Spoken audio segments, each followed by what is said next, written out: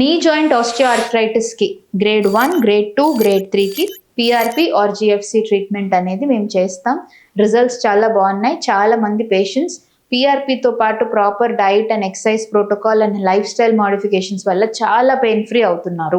కానీ ఈ మధ్యన చాలా పేషెంట్స్ నుంచి వింటున్నాం, మేడం పిఆర్పి పని చేయదంట కదా, ఇంజెక్షన్స్ టెంపరీ అంట కదా అని చాలా మంది సోషల్ మీడియాలో ఆర్థోపెడిక్ డాక్టర్స్ కూడా చెప్తున్నారు. అందుకే మాకు పిఆర్పి అంటే భయం వస్తుంది అని చాలా మంది పేషెంట్స్ అంటున్నారు. దీనికి నేను ఒక్కటే ఆన్సర్ ఇస్తాను. పిఆర్పి మనం గుజ్జుకి చేసే ట్రీట్మెంట్. సో ఎప్పుడైతే మనకి గుజ్జు లేదో అంటే గ్రేడ్ 4 ఆస్టియోఆర్థరైటిస్ లో పిఆర్పి చేయము.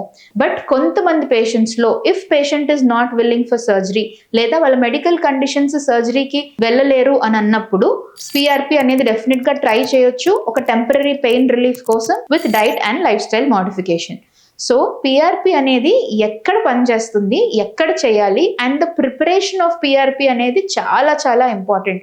దానికి యూజ్ చేసే kits, extraction of PRP, the injection of PRP in the right place అనేది చాలా ఇంపార్టెంట్. సో చాలా కండిషన్కి, జస్ట్ నీ జాయింట్ ఆస్టియోఆర్థరైటిస్కే కాదు, చాలా చాలా డీజనరేటివ్ కండిషన్స్కి పిఆర్పి చాలా బాగా పనిచేస్తుంది.